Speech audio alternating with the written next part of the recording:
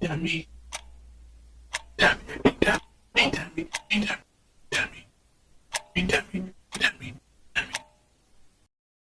Propaganda train campaigns. They're, of course, all alive and well and healthy and chugging along. All aboard the toxic, like the toxic gossip train. Chugging down the tracks of misinformation. The toxic gossip train. You got a one-way ticket to manipulation station. Listen, it's interesting, but not unheard of, that sometimes the toxic gossip train travels across borders, and the speculation ends up, well, it seems as though it's there to be harmful, not helpful. Now, we are going to see some footage today that irrefutably proves that it was all a bunch of gossip, okay? What am I talking about? Well, I'm talking about the right-wing U.S. media covering fiction as fact. A non-existent terrorist attack from Canada at the Rainbow Bridge. For those of y'all who don't travel, okay, there are bridges at various places between Canada and the United States. They're all named cute little frilly things like the Rainbow Bridge. And so basically you're traveling across the bridge to get from one country to the other, okay? So that's what the Rainbow Bridge is. And there was fire, an explosion, a big loud boom, okay? And before we could even really get any factual information, well, those erroneous reports about border incident fed a frenzy of speculation and calls for what? A northern border wall. Because that's what it is. Canadians are clamoring all over themselves to leave their country that by almost every metric, if not all metrics, beats America hands down as far as quality of life and living. But okay, clamoring to do what? Try to get from Canada into America? Like, you think that you need a wall now? Because the wall's doing super great at your southern border. Okay. Because that's how all your illegal immigrants and dangerous terrorists get in, right? From these unguarded borders! That's what all the proof shows us. Anyways, moving on. Now this just happened for those of you who didn't know. It says, for a few hours Wednesday afternoon, Canada appeared to be staring down the barrel of an unwelcome and potentially painful international crisis. News reports were awash in misinformation following an explosion at the Canada-U.S. border crossing at Rainbow Bridge near Niagara Falls. Okay, so that would be attached to my province, which is Ontario, right? And on the other side would be Buffalo, New York. Okay. Some U.S. media began describing it as a terrorist explosion caused by a vehicle entering from Canada.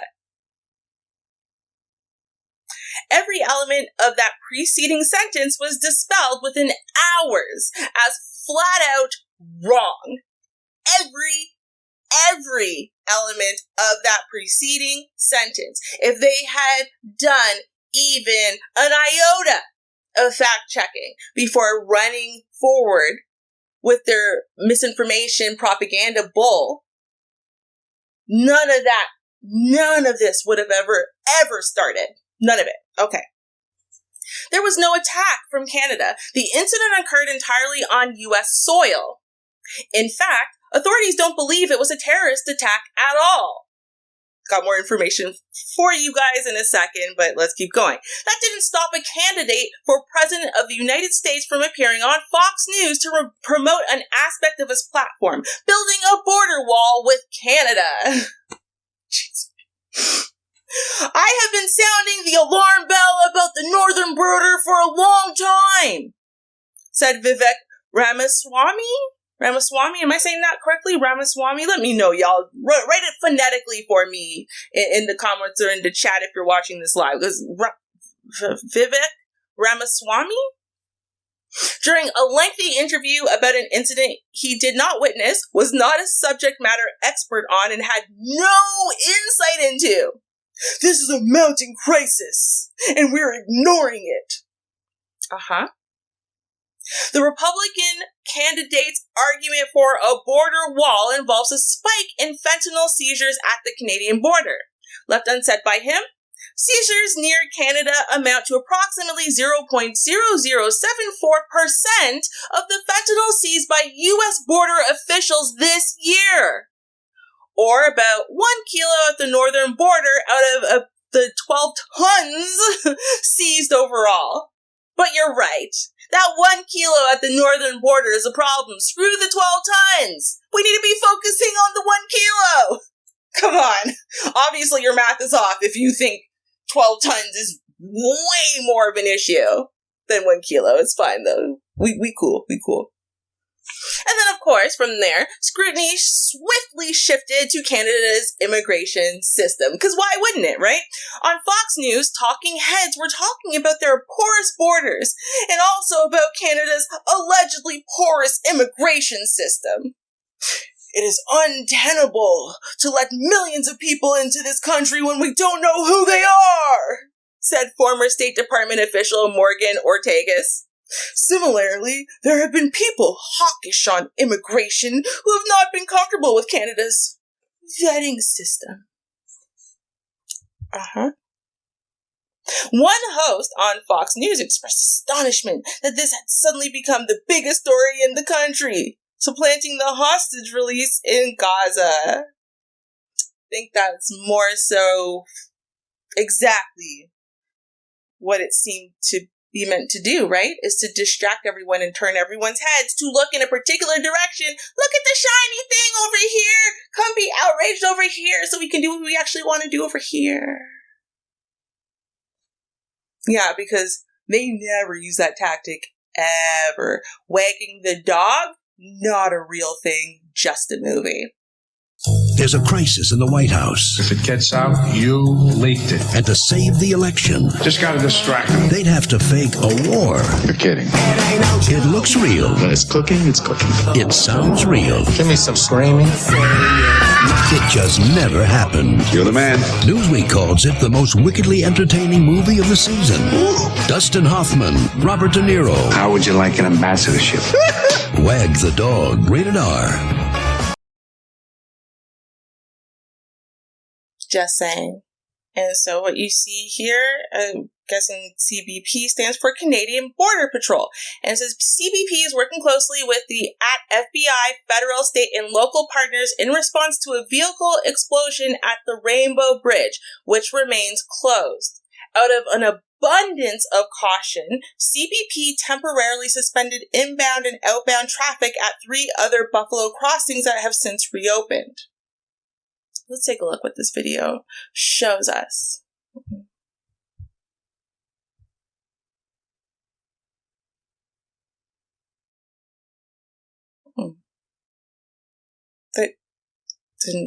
It's saying it's a Rainbow Bridge security on the correct day. What?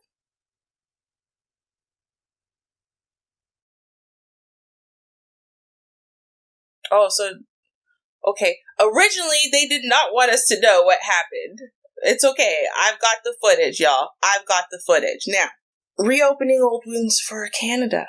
The afternoon of speculation rekindled rough memories for Canada from the 9/11 era, where American fears of cross-border terrorism resulted in a long-term tightening of the border. Right? Yeah, I remember I used to be able to I used to go across the border multiple times a year just to go shopping. See family, sure.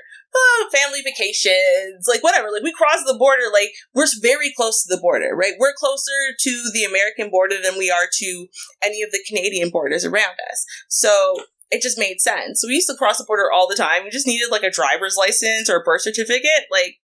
Now you need a passport, right? We didn't need passports before. So it's just you just needed something to prove you're a Canadian citizen. So birth certificate or a driver's license was more than fine. But yeah, it sucks. It sucks because, the whole world shifted after 9/11, right? But yeah, I do remember there was a stark difference. And I remember traveling to, I think it was New York later that year or the next year, and it was just such a different, like, you have to take off your shoes and stuff. Like, it was just, I was so, like, out of my element. I really remember that. Yeah. Now, incorrect reports that the hijackers on September 11, 2001 entered from Canada. Oh, geez, wait a minute. Is this a pattern? Anyway, those incorrect reports that the hijackers entered from Canada compounded fears fueled by the deadliest terrorist attack in American history. Canadian diplomats in Washington spent years trying to dispel that canard, as it had created a real-world impact on Canada's economy and its major international border. Duh. On Fox News, one anchor was well aware of this history. Network host John Roberts, a Canadian, said it wasn't clear what exactly had happened on Wednesday. Like the Wednesday just passed now. We're not talking about like September 11th. We're talking about the supposed terrorist explosion that happened, which again, we gonna go over it, y'all, but let's keep looking. We gotta get through the first part first, okay. Roberts, the Canadian, asked, is this foreign-born terrorism? Is it domestic terrorism? We just don't know. That's weird. Because I'm not even sure why you think we know it's terrorism at this point. But it's definitely terrorism. But is it domestic or foreign-born? We just don't know.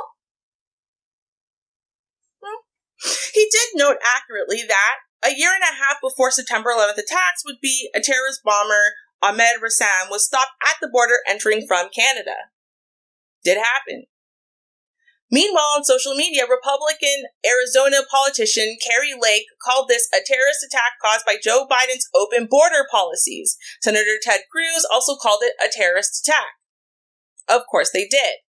What the White House told Canadian officials? Well, by mid-afternoon, sources in the Canadian government told CBC News they were quite confident the vehicle had not entered from Canada. Really? Public Safety Minister Dominic LeBlanc spoke with his U.S. counterpart Alejandro Mayorkas. Transport Minister Pablo Rodriguez spoke with his U.S. counterpart Pete Buttigieg.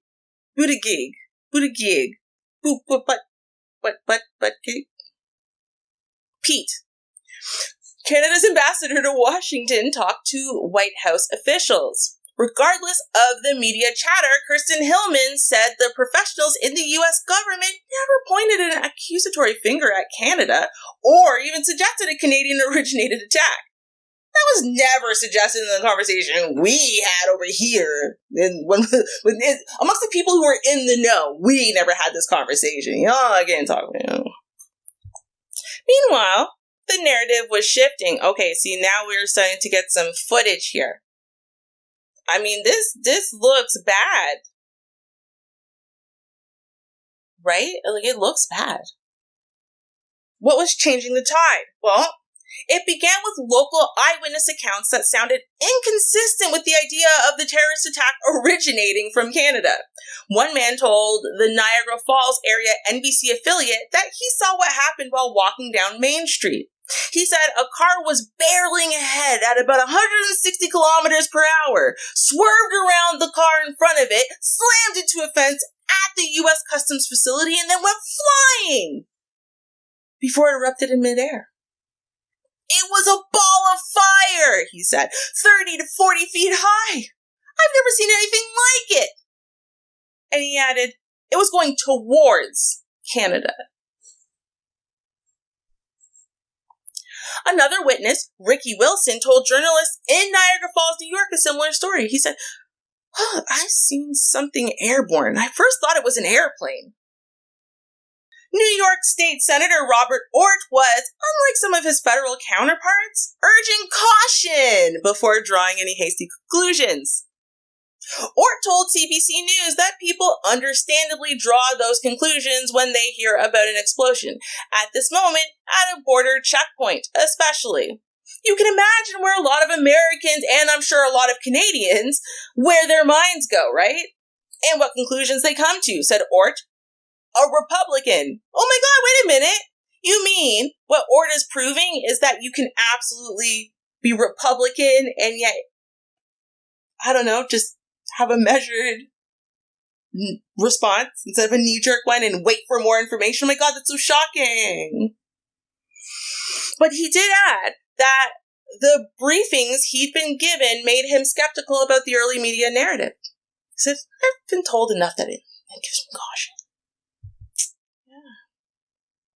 Look at that. That is crazy. Now it says, a vehicle burned at the Rainbow Bridge U.S. border crossing with Canada in Niagara Falls, New York, in a still image from a video. That is... We saw the wreckage before. This is the fire before the wreckage. That is a lot of fire. It's a lot of fire. One terrorism expert, a Canadian living in the U.S., told CBC News that given events in the Middle East, she's been worrying a lot about domestic incidents and originally thought this might be one. But there was something in the images spreading online, said Mia Bloom, a professor at Georgia State University, that would have been unusual for a terrorist attack. The absence of a blast crater. The hole's too small, said Bloom in an interview Wednesday afternoon. Indeed, the vehicle was incinerated so violently that its pieces of debris had spread across 13 or 14 customs booths. There's nothing left, said New York Governor Kathy Hochul. Have you ever seen a car just incinerate? Like, this is wild. I mean, the details of this are wild, one way or the other. It is absolutely wild. Now, she also said there is no sign of terrorist activity. By this point, the headlines that had been appearing all afternoon on Fox News had been adjusted. Duh. Gone were the screen headlines referring to a terror attack, officially replaced by the more mundane, motive unclear, an incident at New York-Canada border. Whoops. So then what do we know? Well, it was two people from New York, a husband and a wife. And that is who was killed in the giant explosion at the U.S.-Canada Rainbow Bridge. There was no terrorism, not from what they've been able to discover so far. So far, what they've been able to discover is that this loving husband and wife, well, they were on their way to attend a KISS concert in Canada. But when it was canceled, decided they were going to go to a casino instead. All right, now, y'all, if y'all are sensitive to footage and stuff like that, it's not that long of a clip, okay? It's not. But if you're sensitive, I want y'all to look away, okay? You can't really see much, except for, like, burning fire, whatever. But if you're sensitive to this kind of thing, look away. But we do finally get to see a little bit of what actually happened. Let's take a look. Well, back here in North America, investigators revealed today that the two people killed in yesterday's car crash and explosion at the Canadian border were a husband and wife, but it's still not known what caused that car to lose control. The vehicle, which officials say was a Bentley, was speeding from the American side when it crashed into a booth, causing the vehicle to explode and then go airborne. Investigators found no explosives at the scene. Officials have not identified the victims, but say neither has a criminal history. Now, I want y'all to take a look at that again, okay? I'm going to play it without the sound. I want y'all to just take a look, okay? Look at that. Watch the little bubble in the back so you can kind of see it, because it happened so quickly, and it's so unfortunate. It's so unfortunate. We don't know what happened. Maybe the brakes were out, but look at this. There's a white car, and that's it. And that's it. And it just takes off. Look at that. Look at that. One more time. And that's it. It's like, it was clearly not an intentional thing. It wasn't even really at the border per se. That just happens to be like the angle that it happened at. Y'all see that? And you can even see, look, some stuff falls off the car as it's first going into the air. I don't know if that's pieces of the tire or what. I don't know what happened there, because you can see there's like a car kind of like, what seems pretty clear though is that these are not terrorists. This was just a husband and a wife who literally, them in their car, got incinerated in a tragic crash. And instead, before we could get real information about it, right? Instead, what we had to do is have the toxic gossip train make this into some incident to justify a northern border wall and make it about the immigration and immigrants, and when it was really just about a couple of Americans who like Kiss. I don't know. Let me know what y'all think about this one. This one just blew my mind. Toxic gossip train, tie me to the tracks and harass me for my past. 'Cause rumors look like facts. If you don't mind the gaps, I won't survive in the crash. But hey, at least you're having fun. Dummy.